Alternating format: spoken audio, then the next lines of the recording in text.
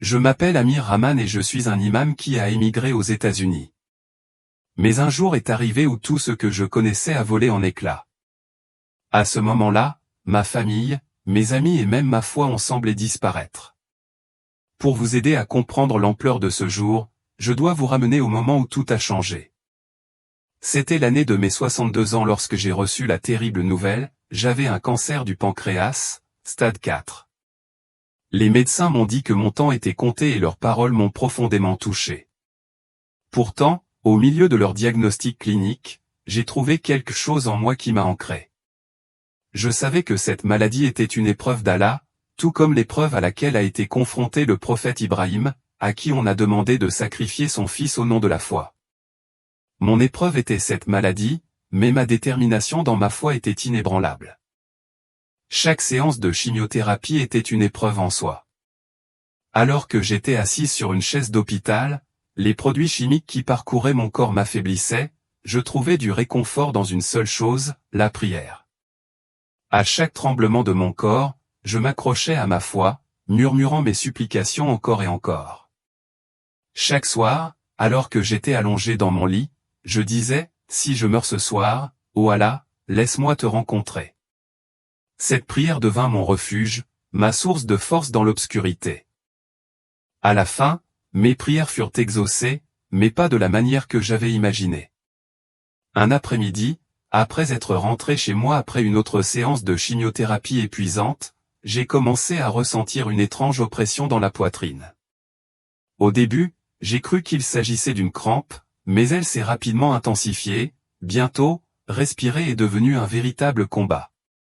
La panique a commencé à monter en moi lorsque j'ai vu les infirmières et les médecins se bousculer autour de moi. Ils appuyaient sur ma poitrine, pratiquant la réanimation cardio-pulmonaire avec une urgence frénétique. Ce qui m'a étonné à ce moment-là, c'est la sensation que je n'étais plus dans mon corps. J'observais tout d'en haut, comme si mon âme s'était séparée de ma forme physique. Comment était-ce possible? Ma conscience n'aurait-elle pas dû cesser quand mon cœur s'est arrêté?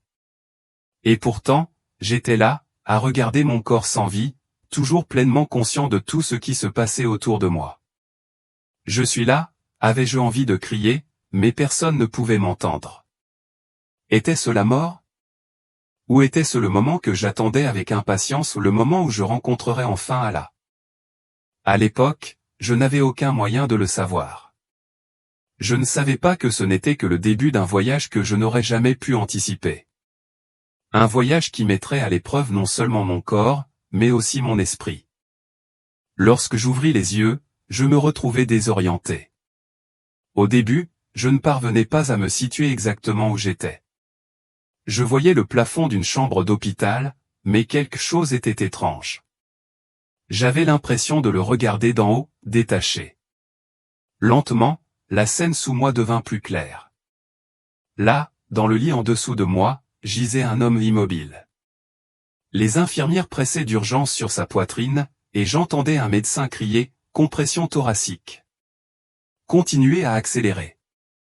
Pendant un instant, la confusion s'est installée. Est-ce moi, me suis-je demandé, incrédule. Juste à ce moment, une lumière est apparue devant moi. Attiré par elle, j'ai commencé à me diriger vers sa chaleur, et ce faisant, un chœur familier de murmures m'a entouré. Ces sons ils m'étaient si profondément familiers, comme s'ils m'avaient accompagné toute ma vie. J'ai entendu les douces berceuses que ma mère me chantait quand j'étais enfant, celles qui me réconfortaient dans mon sommeil.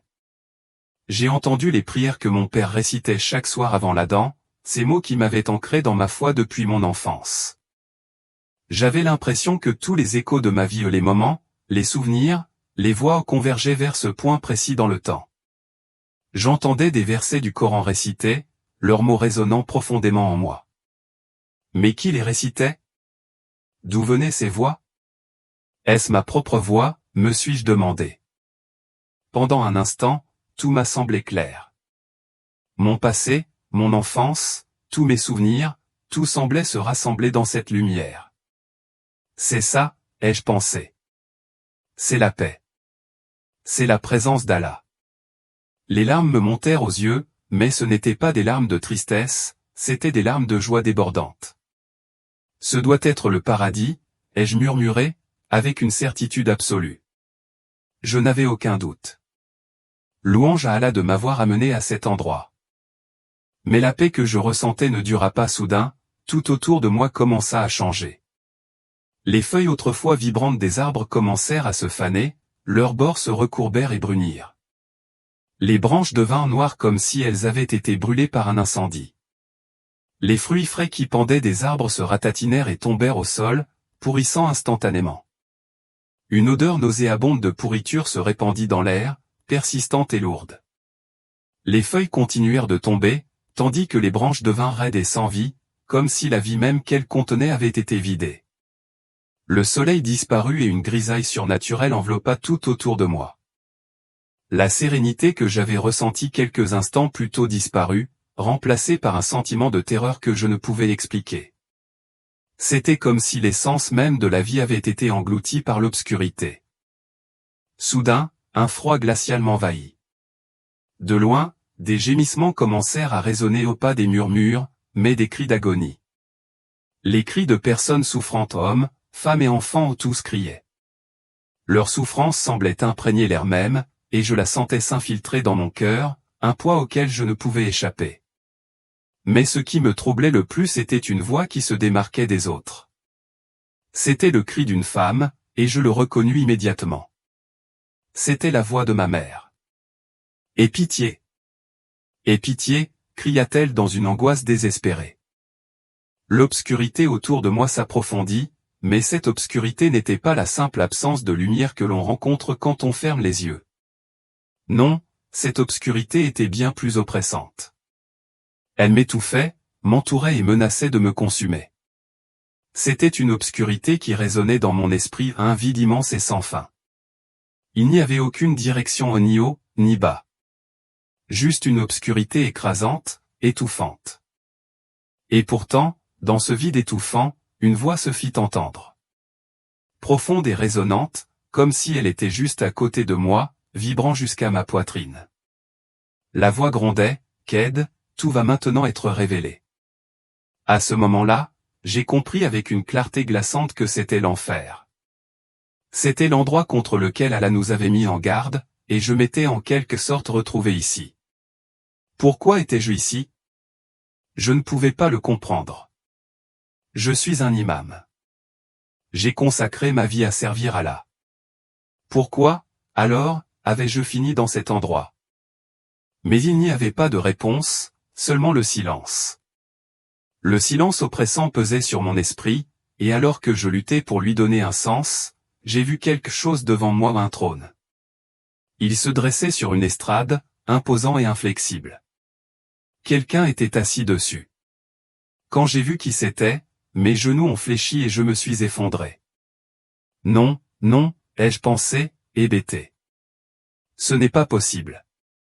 Ce doit être une illusion. Assis sur ce trône, attaché et entravé par des chaînes, se trouvait un homme.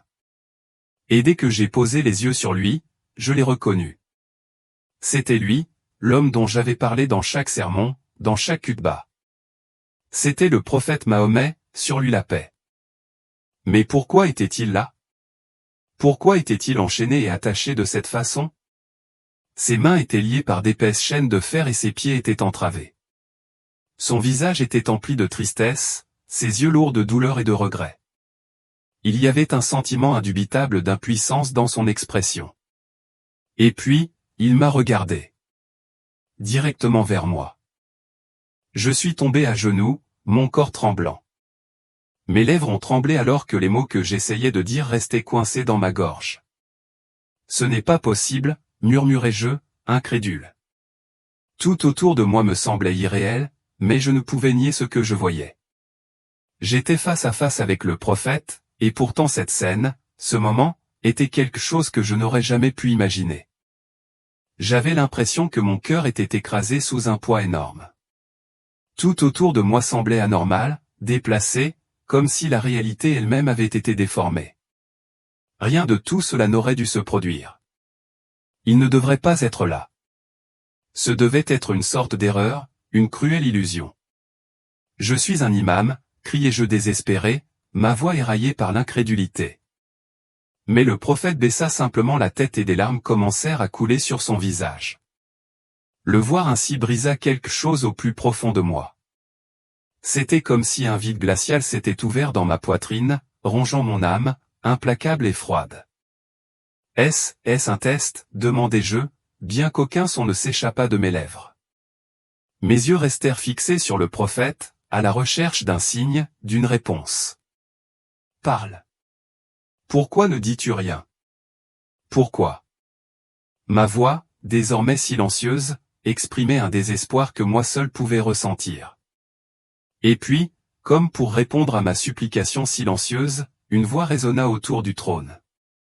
C'était une voix différente de toutes celles que j'avais entendues jusqu'à présent, si profonde, si résonnante, si ancienne qu'elle semblait faire trembler l'air autour de moi. Son son me clouait sur place, m'immobilisant par sa puissance. Le temps est venu pour toi de savoir, Ked. Tout sera révélé. La voix était sans équivoque. Elle ressemblait à la voix d'Allah. Mais si c'était la voix d'Allah, pourquoi était-elle ici, à cet endroit? Et pourquoi étais-je là, debout dans ce cauchemar? Je n'avais aucune réponse, seulement un sentiment écrasant de confusion et de terreur. Mais une chose était sûre, j'étais en enfer. C'était l'enfer que j'avais prêché, celui qu'Allah avait promis à ceux qui s'écartaient de son chemin. Mais pourquoi étais-je ici? En tant que personne qui avait consacré ma vie à servir Allah, je n'étais pas censé être ici. Je n'étais pas censé être l'une d'entre eux. C'est dans ce moment de terreur et d'incrédulité que j'ai compris quelque chose de profondément troublant, tout ce en quoi j'avais cru était sur le point d'être brisé. Les fondations de toute mon existence semblaient s'effondrer sous mes yeux. Dans le silence qui suivit, un livre apparut devant moi. Il descendit du ciel et s'écrasa au sol avec un impact tonitruant qui souleva la poussière autour de lui. Le tremblement de son arrivée résonna dans la structure même de l'espace, vibrant à travers moi. Mon regard était fixé sur le livre, je savais ce livre. C'était le Coran. Que fait le Coran ici, pensais-je, confuse. La question tourbillonnait dans mon esprit, mais avant que je puisse lui donner un sens, quelque chose d'extraordinaire se produisit. Le livre commença à s'ouvrir tout seul, ses pages se tournant lentement, une par une. Il n'y avait pas de vent, aucune force extérieure ne les déplaçait. C'était comme si des mains invisibles mais indéniablement présentes, tournaient les pages avec un soin délibéré. Je ne clignais pas des yeux. Je ne pouvais pas. Mes yeux étaient fixés sur les pages, mon esprit s'emballait pour comprendre ce qui se passait, mais tout ce que je pouvais faire était de regarder dans un silence stupéfait le Coran, la dernière parole d'Allah à l'humanité, où se déroulait devant moi. Ce devait être un signe. Ce devait être une réponse, un indice qui révélerait la vérité de ce moment inimaginable. Alors que je me tenais là, encore sous le choc de l'obscurité et de la confusion, j'entendis une voix. Cette voix ne ressemblait à aucun son que j'avais jamais entendu auparavant. Elle était plus profonde, plus puissante que tout ce que j'aurais pu imaginer. J'avais l'impression qu'elle pouvait ébranler les cieux et la terre. Sa netteté transperça mon cœur, faisant trembler chaque fibre de mon être. Qui est Allah, Khaled? T'es-tu déjà posé la question? Les mots restèrent suspendus dans l'air, et quelque chose en moi se brisa. Un frisson glacial me parcourut l'échine, et je pris instinctivement ma tête dans mes mains, comme pour me protéger du poids de la question. Quel genre de question est-ce? Qui remettrait jamais en question Allah? Je murmurai, la voix tremblant de panique. Mon cœur s'emballa, mes pensées s'éparpillèrent. Ce devait être un test, une épreuve, il n'y avait pas d'autre explication. Je reconnus cette voix. Ce devait être la voix du Seigneur dont j'avais parlé d'innombrables fois dans mes sermons, dans chaque sermon que j'avais prononcé. Avec une urgence nouvelle, j'élevai la voix, mes mots tombèrent avec confiance, il est le Créateur de toutes choses. Il est Allah, le plus miséricordieux, le plus compatissant. J'essayais de me convaincre que j'avais bien répondu, mais la voix ne semblait pas répondre, ou peut-être si, mais elle ne semblait pas s'en soucier. Comment sais-tu qu'il est le Créateur de toutes choses, Khaled? As-tu déjà vraiment réfléchi à cela? La question me frappa comme un coup de tonnerre. Je me figeai sur place. Mon visage pâlit et une sueur froide inonda ma peau. Je ne m'étais jamais posé cette question auparavant. Je l'avais toujours accepté comme un fait, Allah est le Créateur, et cela suffisait. Mais maintenant, dans le silence de ce lieu, j'étais confronté à ma propre ignorance. Qui est Allah? Je ne m'étais jamais vraiment posé cette question. J'avais parlé de lui, je l'avais loué, j'avais prêché sa grandeur, mais l'avais-je jamais vraiment compris au sens le plus profond du terme? Suffisait-il de savoir qu'il avait tout créé, ou bien me manquait-il quelque chose de plus? Le Coran continuait à se dérouler de façon étrange et inquiétante. Les pages se mirent à tourner plus vite, comme poussées par une force invisible. Une à une, des images commencèrent à surgir des pages. Au début, elles me parurent comme des volutes de poussière, brumeuses et indistinctes. Mais ensuite, à mesure qu'elles devenaient plus claires, je reconnus la scène qui se déroulait devant moi. C'était une ville. Et pas n'importe quelle ville, c'était la Mecque. Mais ce n'était pas la Mecque que je connaissais. Cette Mecque était différente. La Kaaba se trouvait au centre, mais elle était entourée d'idoles. Les gens marchaient autour, tenant de l'encens dans leurs mains, offrant des prières non pas à Allah, mais à leur Dieu. Il y avait 360 idoles autour de la structure sacrée, chacune représentant une divinité différente. Cette vue me choqua profondément. La Kaaba, le cœur même de l'islam, était entourée d'idoles ou une image du polythéisme dont je n'avais lu que dans les livres d'histoire, mais elle était là, vivante et réelle devant mes yeux. Le poids de la scène pesait sur moi. J'avais l'impression de revivre un moment du passé, une époque antérieure à la venue du prophète Mahomet, sur lui la paix, où la Kaaba était remplie d'idoles et de faux dieux. Mais à présent, dans cet étrange moment, j'avais l'impression que c'était le reflet de quelque chose de bien plus profond, quelque chose que j'avais besoin de comprendre. Qu'est-ce que c'est? Comment est-ce possible? La Kaaba n'est-elle pas la maison d'Allah, murmurai-je, la voix tremblante d'incrédulité. La voix qui me guidait, implacable et inflexible, reprit la parole. C'est la Kaaba avant l'islam. Regarde les idoles, Khaled. Reconnais-tu leur nom? Allah, Mana, Al-Uzza, et encore un autre.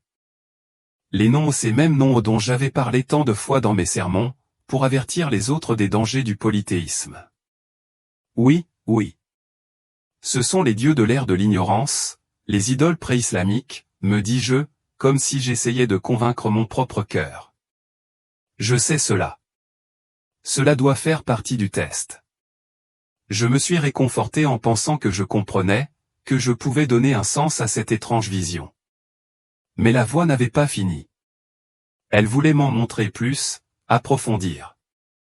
Où ont-ils placé Allah, Khaled? Où était-il dans la Kaaba?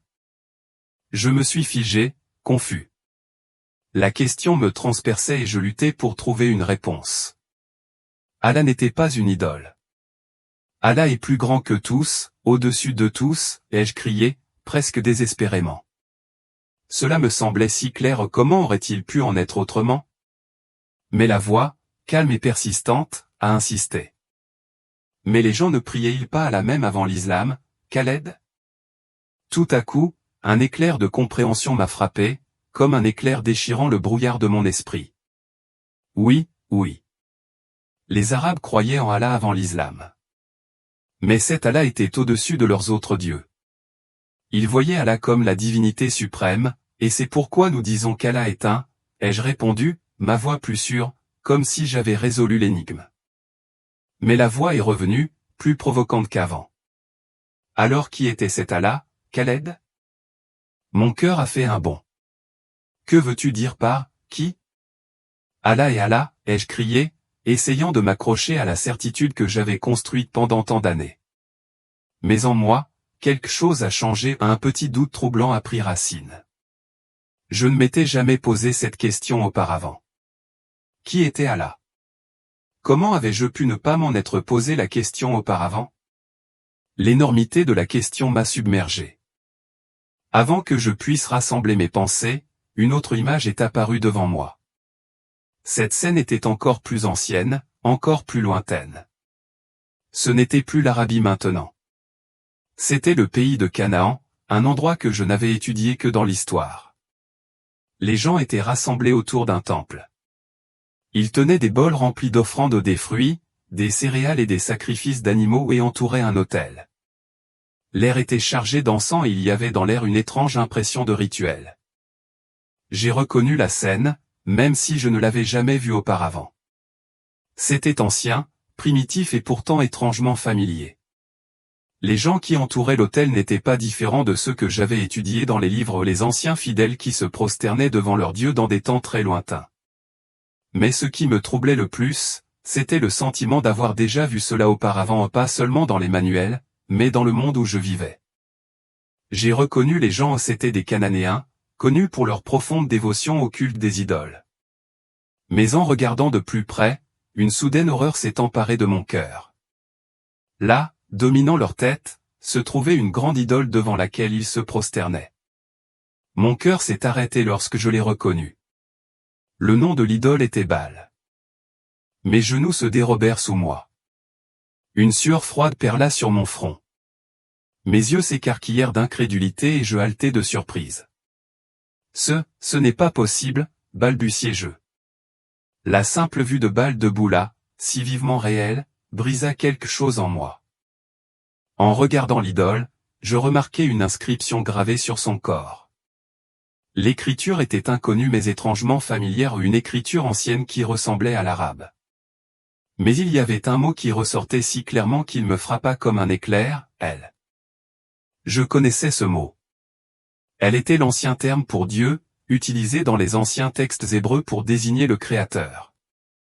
C'était un nom qui avait traversé les siècles, s'étendant à travers les cultures et les religions. Comment cela a-t-il pu être ici, me demandai-je, l'esprit en ébullition. Comment ce terme ancien, lié à Dieu, pouvait-il être gravé sur le corps d'une idole? La voix, toujours présente et plus profonde maintenant, murmura à nouveau, se rapprochant comme si elle était juste à côté de mon oreille. Baal. Le nom Allah que les Arabes utilisaient. Tu n'y avais jamais pensé avant, n'est-ce pas, Khaled? Ces mots me frappèrent comme un coup de poing dans le ventre. Le nom Allah. Mes pensées commencèrent à se démêler. Est-ce possible? Le nom Allah avait-il été utilisé par d'autres, dans d'autres lieux, bien avant l'islam?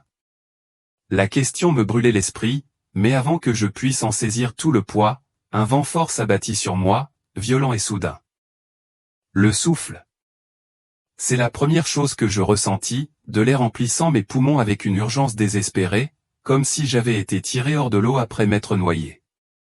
La sensation était écrasante. Mes yeux s'ouvrirent en battements d'ailes, mais ma vision était brouillée. Tout autour de moi était baigné d'une lumière vive et aveuglante. Je distinguais des silhouettes vagues, des silhouettes qui apparaissaient et disparaissaient, comme si je les voyais de très loin. Il respire. Il est de retour, résonna une voix lointaine et étouffée, comme si elle venait d'un tunnel lointain. Où étais-je? La douleur dans mes poumons, une sensation aiguë et angoissante et les halètements désespérés et superficiels m'ont fait prendre conscience d'une chose singulière. J'étais en vie. Je respirais. Suis-je en vie? Cette pensée résonna au plus profond de mon esprit, une question que je parvenais à peine à saisir. Mais à cet instant, une chose devint indéniable, j'avais traversé quelque chose qui dépassait ma compréhension. Et maintenant, j'étais là, dans un endroit que je ne pouvais nommer, luttant pour trouver mes repères, luttant pour donner un sens à tout cela. J'étais mort. J'en étais certain. Je venais de me rendre dans un endroit qui ressemblait à l'enfer, où j'avais vu des personnages Kadhafi, Ben Laden et bien d'autres entassés dans la tourmente.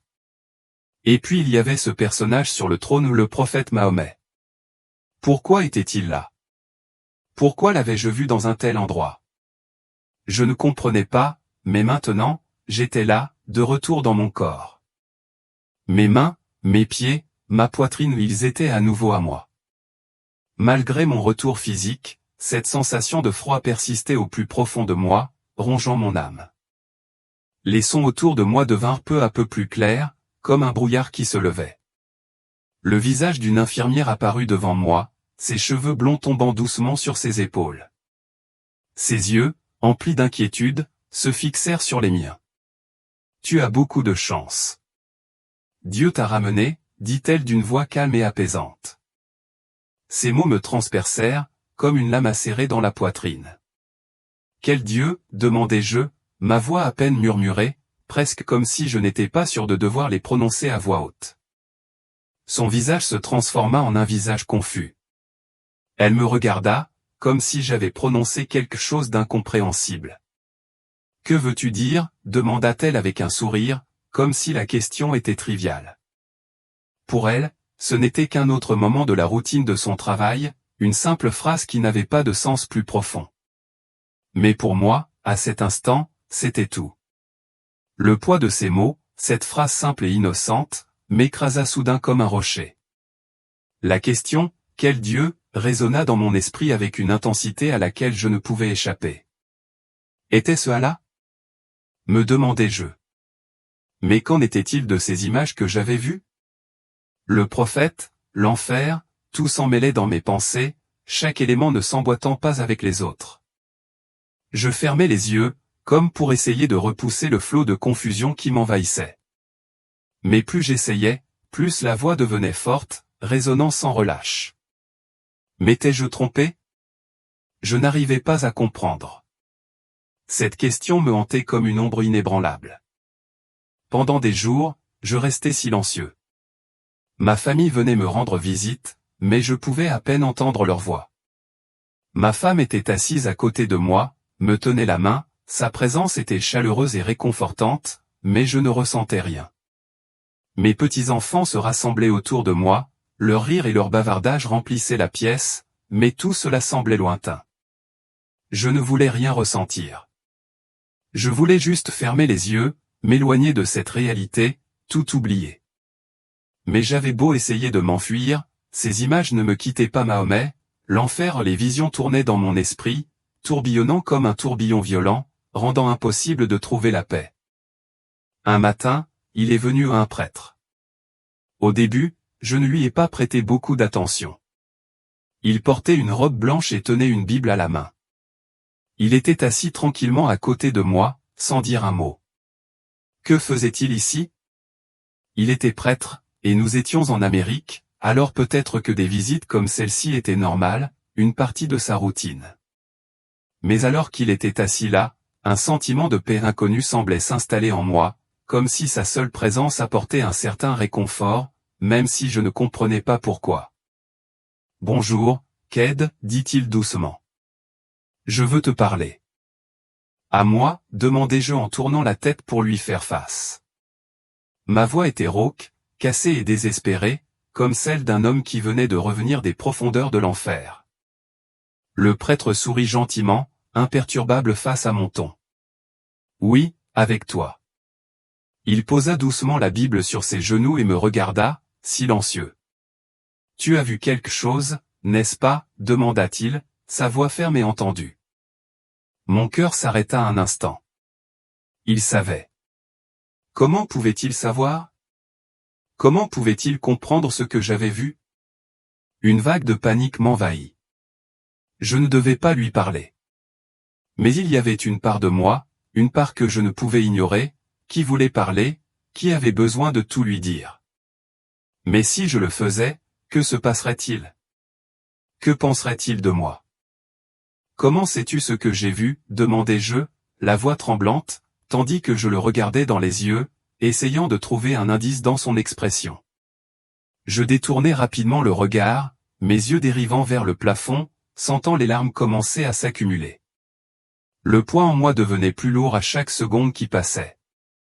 C'était un sentiment si profond, si accablant, qu'il était difficile à décrire, mais c'était étouffant. J'ai vu l'enfer, dis-je, les mots s'échappant de mes lèvres dans un murmure tendu. Le prêtre hocha calmement la tête, son visage ne montrant aucune surprise. Oui, dit-il simplement, comme s'il comprenait parfaitement. Il y avait un trône, continuai-je, la voix tremblante. Et quelqu'un était assis là. Mais il n'était pas censé être là. Il n'était pas censé être là. Les larmes coulaient de mes yeux, un flot d'émotions que je ne pouvais pas contrôler. Le prêtre ne disait rien. Il n'y avait aucun jugement dans ses yeux, aucune surprise ou incrédulité. Il était simplement assis là, écoutant patiemment, comme s'il avait tout le temps du monde. C'était comme si son silence était une sorte d'invitation, me permettant de parler sans peur, sans avoir besoin d'expliquer ou de justifier. « Qui était-ce » demanda-t-il doucement, sa voix à peine plus qu'un murmure. Je baissai la tête, mes mains tremblantes tandis que je me couvrais le visage. « Mohammad » murmurai-je d'une voix rauque. Il était là, mais il n'était pas censé être là. Lorsque ces mots quittèrent ma bouche, un poids sembla doubler sur ma poitrine, comme si une pierre massive s'était posée sur mon cœur, appuyant avec une force insupportable. L'air même autour de moi semblait épais et suffocant. Le prêtre, qui écoutait tranquillement, laissa échapper un long soupir mesuré. « Et Jésus » demanda-t-il doucement. J'ouvris les yeux et le regardai, incapable de comprendre ce qui se passait en moi. Jésus ? Non, il n'était pas là. Il n'était pas l'une des âmes crucifiées. Mais pourquoi n'y était-il pas? La question restait en suspens, incertaine. Je n'y avais jamais réfléchi auparavant. Jésus était le Sauveur, n'est-ce pas? Il était la figure centrale du salut, celui dont le nom était revenu sur mes lèvres d'innombrables fois au cours de ma vie. Mais maintenant, à cet instant, l'absence de sa présence dans cet endroit étrange et hanté me troublait, et un profond sentiment d'incertitude commençait à ronger mon âme. Le prêtre ouvrit lentement sa Bible et commença à lire, d'une voix ferme et claire. « Je suis le chemin, la vérité et la vie. Nul ne vient au Père que par moi. » Jean 14h6. J'avais entendu ce verset d'innombrables fois, j'en avais prêché, je l'avais même cité dans mes propres sermons. Mais cette fois, c'était différent, chaque mot me frappait comme un poignard, tranchant et douloureux.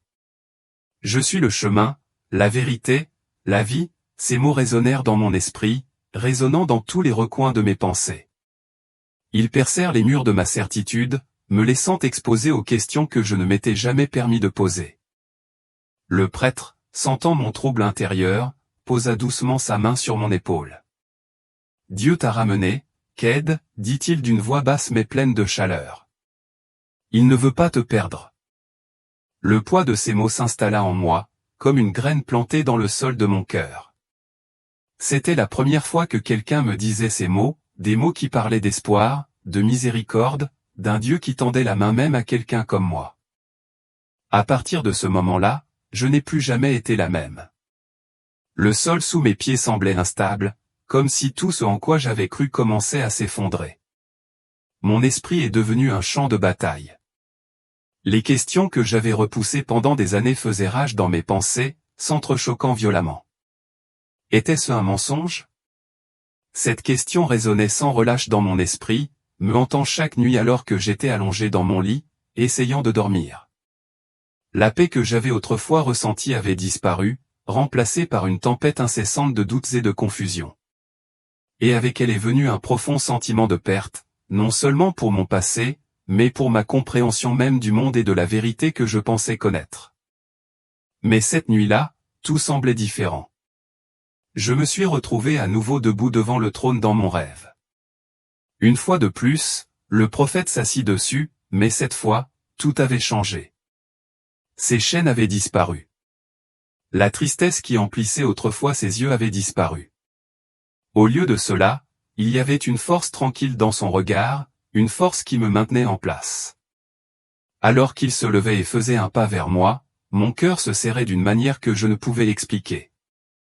À chaque pas qu'il faisait, quelque chose en moi semblait se fracturer, comme si mes fondations même commençaient à s'effondrer. « Va trouver la vérité » dit-il, sa voix ne résonnant plus, mais directe, claire et tranchante, chaque mot portait un poids qui pesait profondément sur mon âme. Je me suis réveillé haletante, l'air haletant dans mes poumons comme si j'avais retenu mon souffle bien trop longtemps. Mes yeux étaient inondés de larmes, et j'enfouissais mon visage dans mon oreiller, incapable de retenir les sanglots qui secouaient mon corps. Quelle est la vérité, ô Allah? où est la vérité, murmurai-je désespérément, me sentant comme si je m'étais égaré dans l'obscurité et que je ne pouvais plus me repérer. La première lumière de l'aube apporta la clarté. Une décision se forma en moi, une décision qui semblait surgir du plus profond de moi, une attraction silencieuse mais indéniable. Je devais chercher la vérité. Et donc, ce jour-là, je me suis dirigé vers le Père John. Cette fois, c'était mon choix, un choix né des profondeurs de ma confusion et de mon désir de comprendre. Il m'a accueilli avec sa présence calme et, sans un mot, il a lentement ouvert la Bible devant moi.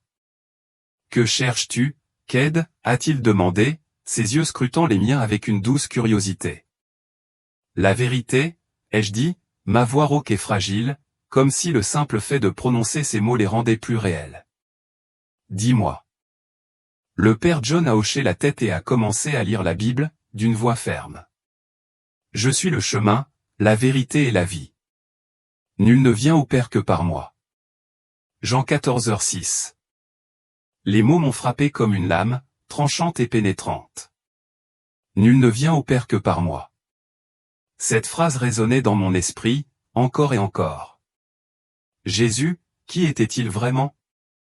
C'était une question que je ne m'étais jamais posée auparavant, mais maintenant, elle me semblait être la question la plus importante au monde. Qui était cette silhouette que je n'avais jamais vraiment comprise? Cette nuit-là, j'ai rêvé à nouveau. Cette fois, le trône était vide. Aucune silhouette n'était assise dessus. À la place, il y avait une lumière brillante, rayonnant d'une source que je ne pouvais pas voir. De cette lumière émergea une silhouette, un homme en robe blanche. Je n'avais pas besoin de lui demander son nom. Je le savais. Je le connaissais. Sans un mot, il marcha vers moi, sa présence douce mais puissante. « N'aie pas peur, » dit-il doucement. « Je suis là. » Ces paroles, si simples mais si profondes, me bouleversèrent profondément. Je me réveillai immédiatement, le cœur battant, le poids de sa présence toujours pesant sur moi. Le lendemain matin, je ne pouvais plus attendre. Je me rendis auprès du Père John et, d'une voix tremblante, je lui posai la question qui me brûlait depuis ce rêve. « John, est-ce que Jésus m'accepterait » Les yeux de John s'adoucirent et un sourire chaleureux se répandit sur son visage. « Il t'attendait, Ked. » Alors que j'étais assis là, tenant la Bible dans mes mains, mon petit-fils Youssef entra dans la pièce. Il me vit et quelque chose dans son regard innocent rendit le moment encore plus profond. Le voyage que j'avais commencé avait déjà commencé à me changer, et je savais maintenant que cette recherche de la vérité était bien plus vaste que je ne l'avais jamais imaginé. La transformation de Ked est profonde, un voyage d'un homme perdu dans la peur et le doute à quelqu'un qui trouve la paix et la rédemption par la foi. Son combat intérieur, alimenté par des questions sur Allah, Jésus et la vérité, reflète un réveil spirituel, une quête de réponse qui brise ses croyances passées mais le conduit finalement à une nouvelle vie en Christ. Quand il parle à sa famille, en particulier à sa fille, le poids de sa décision est immense. Abandonner son rôle d'imam et embrasser le chemin du baptême est une rupture symbolique des chaînes, un rejet des anciennes identités et un pas courageux vers l'acceptation d'une nouvelle vérité spirituelle. Le rejet par sa famille et sa communauté, bien que douloureux, ne l'ébranle pas, au contraire, il marque le début d'une connexion plus profonde et plus épanouissante avec Dieu. Le baptême symbolise sa renaissance, un moment puissant où il fait l'expérience de la guérison, non seulement de sa maladie physique, mais aussi des fardeaux mentaux et spirituels qui pesaient sur lui depuis des années. La présence de paix et de lumière qui l'enveloppe après son baptême reflète le renouveau intérieur qu'il éprouve, confirmant sa foi retrouvée et son lien avec Jésus-Christ. Le parcours de Ked témoigne du pouvoir transformateur de la foi. Dans ces derniers mots, « Merci de m'avoir attendu, Jésus. Merci de m'avoir trouvé », nous voyons l'aboutissement de son éveil spirituel. Il a trouvé la vérité qu'il recherchait si désespérément et, dans les bras de Jésus, il est vraiment vivant pour la première fois. Le verset de Jean 14h6 qui guide désormais ses prières résume l'essence de son parcours, Jésus est le chemin, la vérité et la vie, et en embrassant cette vérité, Ked a trouvé la liberté et la vie éternelle.